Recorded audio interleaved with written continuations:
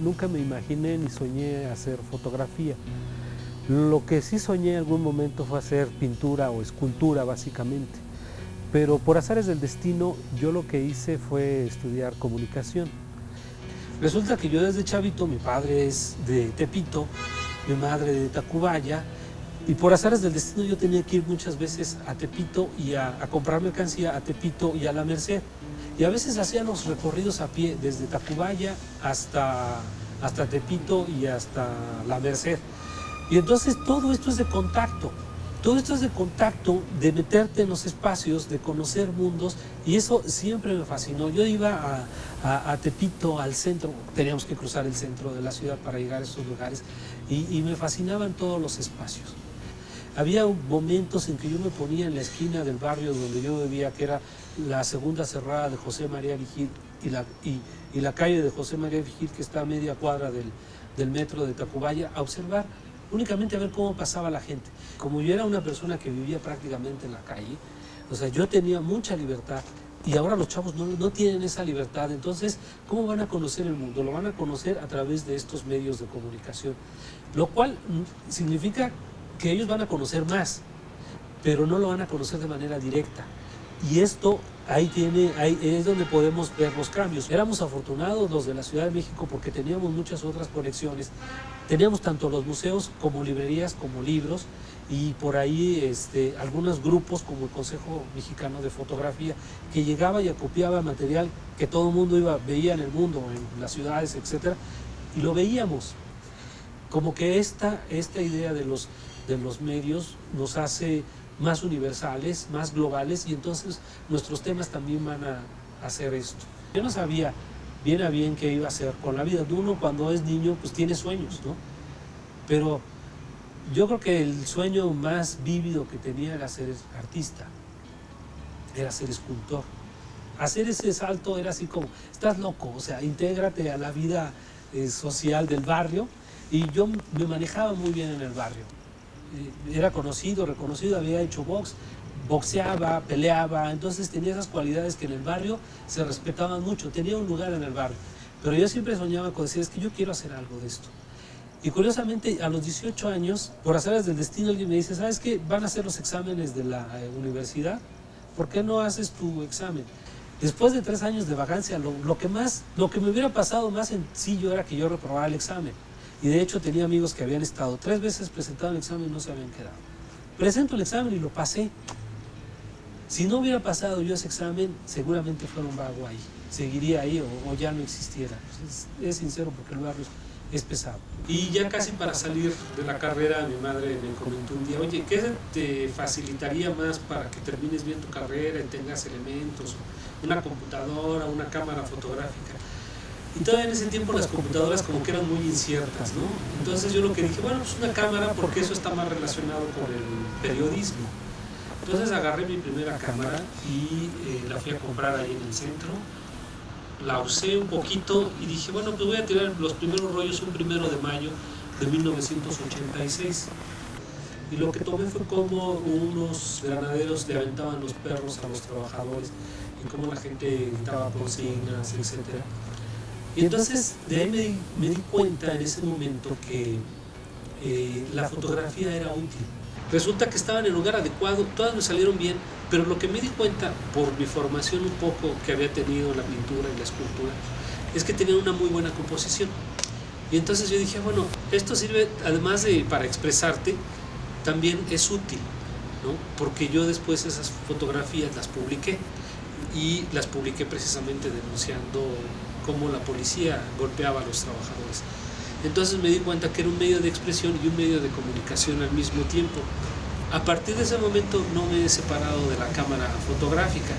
Después tuve que aprender fotografía y todo esto, pero finalmente fueron estas cosas de azares del destino los que pues de alguna manera me impulsaron a hacer fotografía. Empecé a trabajar muchos proyectos que tenían que ver con mi realidad inmediata, con mi realidad política y social en mi época universitaria, pero ahí tenían como este sesgo que era como muy documental, muy de periodístico. Sin embargo, yo creo que cuando ya tiene un sesgo totalmente artístico, totalmente conceptual es en Islas Marías. Porque a partir de Islas Marías yo me doy cuenta que en primera no voy a documentar la vida cotidiana de lo que viven los presos allá, sino algo que tiene que ver con algo que es más intangible en la propia isla, que es la soledad y el olvido.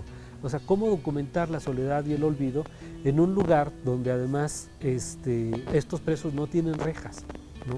Entonces habría que buscar otros recursos que tendrían que ser más conceptuales que documentales. A partir de ahí, curiosamente, yo me di cuenta que mi trabajo tenía que ser conceptual y que mi trabajo tenía que tener una continuidad a partir de ese momento y que he mantenido hasta la fecha.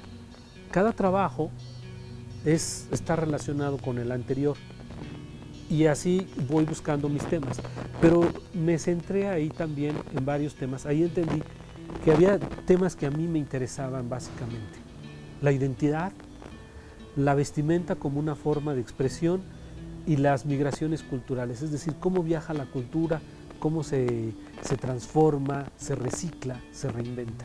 Para mí Islas Marías fue una cosa muy interesante porque tuve mucho tiempo para pensar y además me quedé casi 15 días más prácticamente preso porque yo no podía salir, y entonces a partir de ahí también pude sentir esta necesidad del olvido y esta cuestión del aislamiento total. Todo eso tenía que ver con el lenguaje de la isla y ahí me di cuenta que me fascinaba eso, ¿no? que me gustaba esto y además lo entendía. Me di cuenta hasta que trabajé el proyecto de Mazahua Choloscatopong, donde ya digo, es que esto es autobiográfico. Finalmente entendí que era autobiográfico, aunque yo había entendido todas estas cualidades que me habían permitido hablar con la gente del barrio, en las prisiones, con los presos, etcétera, etcétera. No solo con la mirada haces fotografía, sino también la haces con la conciencia, pero sobre todo con esta cuestión corporal que tú estás mencionando es fundamental, porque tú tienes que estar en los lugares. La necesidad me ha obligado a hacer muchas cosas. 20 años que tengo desde que terminé la carrera, los he estado haciendo de freelance. Y entonces aquí es hacer lo que caiga. Si hay que escribir, escribo. Si hay que hacer fotos, hago fotos. Cada vez hago más foto, cada vez hago más lo que me gusta. La trayectoria o los años me han permitido de alguna manera hacer cada vez más lo que a mí me gusta hacer. Todas estas necesidades también por las cuales he ido pasando han nutrido mi trabajo. Y entonces, por ejemplo, ahora que hago el libro de Mazahua Choloscatopong, pues yo lo escribo y yo hago las fotografías. Son muy padres las fotografías que son abiertas y que todo mundo puede interpretar cosas, pero yo no creo que le quite nada el hecho de que tú cierres tu idea y que digas, a mí me interesa este proyecto por esto y por esto otro, y seas honesto en el sentido documentalista de decir, mis proyectos tienen este sentido, este punto de vista. Yo creo que en mi trabajo y en mis proyectos todavía me faltan muchas cosas. Finalmente yo me sigo considerando y me seguiré considerando como un fotógrafo documentalista que busca estas relaciones entre la sociedad y dar mi punto de vista. No es necesariamente los jóvenes los que me llaman la atención, sino estas relaciones que generan los jóvenes con su cultura, con su vestimenta, con lo que ellos están expresando y con la identidad, es decir, con esta necesidad de encontrarse, de ser, de interpretarse en el mundo, en su país y sobre todo esta identidad de lo mexicano. Darle la oportunidad a los jóvenes a que los jóvenes se expresen. Y yo creo que el fotógrafo se enriquece, el fotógrafo maduro también se enriquece con los jóvenes. Yo sí creo que los fotógrafos jóvenes nos reeducan, nos nutren también. Porque no solamente tienen el ímpetu por hacer cosas, etcétera, sino también tienen a veces esa mirada fresca que a veces se nos olvida. O sea, como que todo me emociona. Desde que yo estaba chiquito y hacía figuras de madera, de jabón, de metal, de cartón, etcétera, me sentía muy orgulloso de lo que hacía, ¿no? Me pasó algo muy interesante con el proyecto de Cholos a la Nesa, porque me había quedado muy bien el trabajo, le ha ido muy bien. Eso fue un proyecto que se ganó varios concursos, premios, la Bienal, etcétera. Y yo pensé que por la edad y por el tiempo dije, no, pues seguro ya llegué a un tope ahí con mis proyectos. Pero cuando empiezo a trabajar el de Mazahua Choloscatopón, que todavía lo estoy trabajando, es un proyecto que además se ha desbordado, pues es algo que ya es un concepto, ¿no? Ya es una idea que no solamente la retoman como un proyecto fotográfico, sino la retoman los sociólogos, los antropólogos, los psicólogos sociales, como un fenómeno específico que está sucediendo en esta ciudad y que se está replicando en muchas ciudades, y para mí me satisface mucho. Entonces, ahorita es el proyecto que más amo, ¿no? Pero, repito, y me emociona, o sea, para mí, lo mejor es cuando... Y es difícil decirlo, ¿eh? Fíjate que me cuesta trabajo decir, esta es mi foto, ¿no?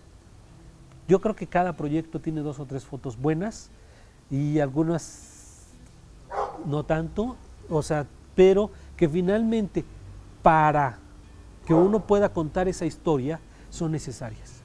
Finalmente les tocará a los críticos, a los espectadores, juzgar cuál será la mejor o la foto o el trabajo que para mí me gustaría que fuera más como la serie más representativa de Federico Gama.